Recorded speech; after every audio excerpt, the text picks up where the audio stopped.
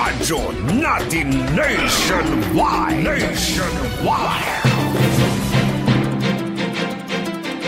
Good morning Luzon, Visayas at Mindanao. Happy Friday po buong Pilipinas at mga nasa labas ng bansa. Kasama niyo po si Ate Cheska ngayong Friday ng umaga. Tamang petsa natin December 6 na po, 2024. At samantala mga champion athletes naman nag-uwi ng parangal sa bayan ng Gimba, binigyan ng pagkilala ng local government nila.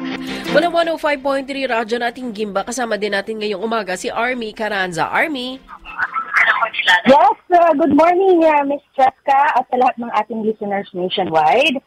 Binigyang pagkilala ng LGU Gimba nitong Lunes, Disyembre 2 taong kasalukuyan sa lingguhang flag ceremony nito ang mga Gimbanian na champion athletes na nag-uwi ng mga medalya sa sinalihang mga sports nitong nakaraang buwan ng Nobyembre. Isa na rito ang 63 years old na si Ginoong Juancho Bumagat, presidente ng Barangay Narbacan 2. Inuwi niya ang gold medal at itinuring na windfall winner sa ginanap na Bike Abu Dhabi Grand Fondo sa Abu Dhabi 60 to 64 age category noong November 16, 2024.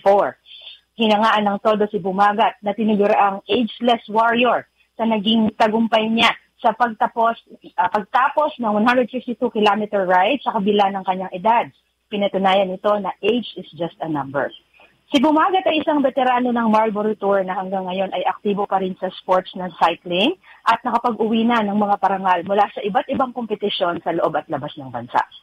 Sa araw na ito, Ms. Cheska, binigyang pagkilala din ang 31-year-old naman na para-athlete na si Nico Peralta mula sa Barangay Paca sa kanyang naging tagumpay sa katatapos na 8th Philippine National Para Games 2024 nitong Nobyembre sa PhilSports Complex Pasig at Rizal Memorial Sports Complex sa Malato, Manila.